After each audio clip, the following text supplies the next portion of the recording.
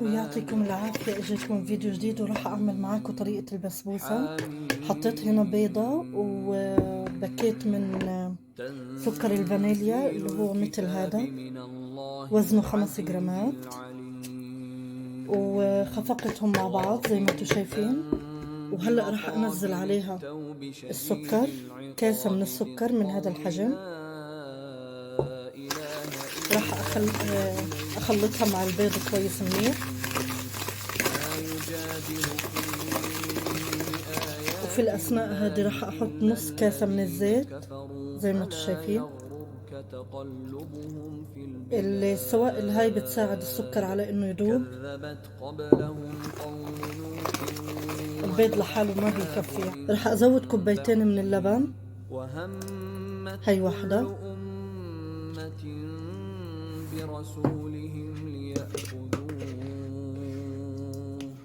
وجادلوا بالباطل ليدحضوا به الحق فأخذتهم فكيف كان عقاب. تقريبا كل الكمية بتطلع كوبايتين. حقت كلمة ربك على الذين كفروا. المهم 2 نفس الكاسة اللي بنعاير فيها، هي بنعاير فيها كل اشي، الطحين طبعا هاي البسبوسة بالسميد مش بالطحين، فبنعاير فيها كل اشي نفس الكاسة، كلها بنفس الحجم. وهلأ بلخبطهم مع بعض لغاية ما يدوب السكر تماما ويختفي معي.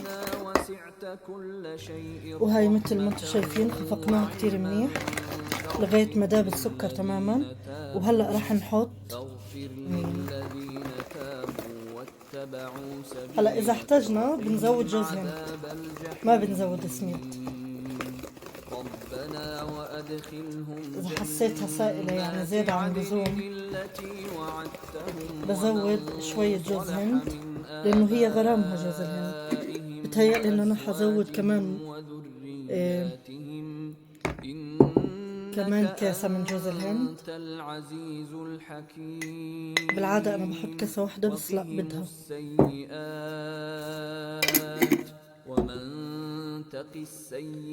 هاي مثل ما انتم شايفين من بمعلقة الشاي هاي أخذت شوية من البيكنج باودر، رح يعطيها شوية نفشة خفيفة.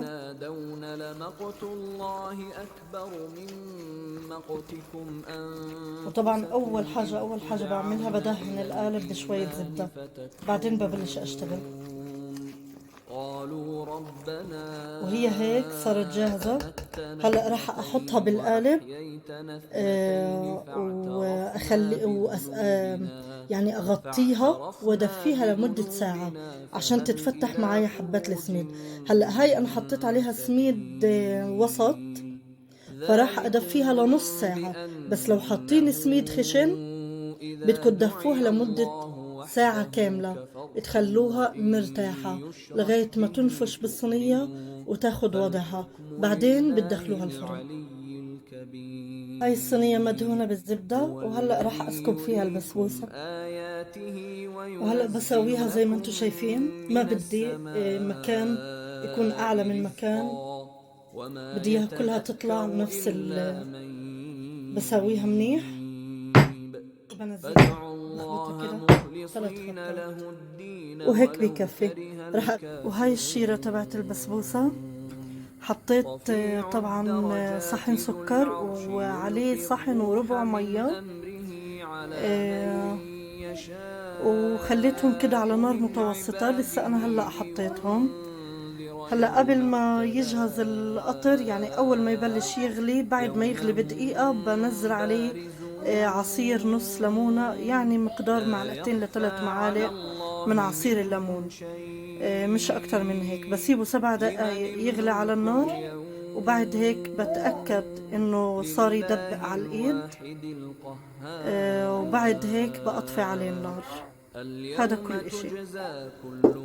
شايفين هاي بس يا ماما هاي الشيرة بعد ما حطيت عليها الليمون صارت تغلي، وطلعت عندي طبقة بيضة هيك. هاي الريم أنا بشيلها لأنه بتخرب لي الدنيا. بتحرك بحذر لأنه الشيرة مش لازم تتحرك أبدا أبدا، يعني بس باخد الرغوة من على الوجه وخلص، وهيك تمام شوية وبختبره وبطفي عليه الغاز. وهلأ وصلنا لآخر مرحلة، اجينا للحظة الحاسمة بعد ما استوت وخبزناها وطلعناها وصبينا عليها العسل اللي هو الشيرة، وهلأ بدنا ندوق. روعة. شوفوا كيف مرملة، مقلزها، ما أحلى منظرها، روعة بجد. كانوا هم أشد منهم قوة وآثارا حلوة كتير وطيبة،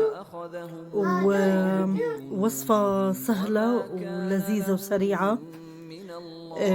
وكمان بنقدر نقدمها لضيوفنا، يعني حلوين كده بنتشرف فيه قدام ضيوفنا وهيك.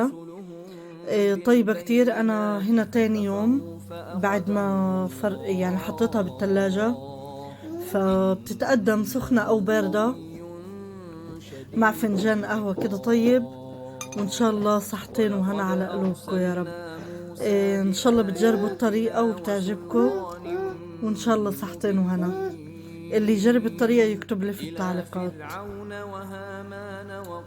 وإن شاء الله بقى أشوفكم بفيديو جديد. ولا تنسونا من الاشتراك في القناة وتفعيل الجرس. يعطيكم ألف ألف عافية.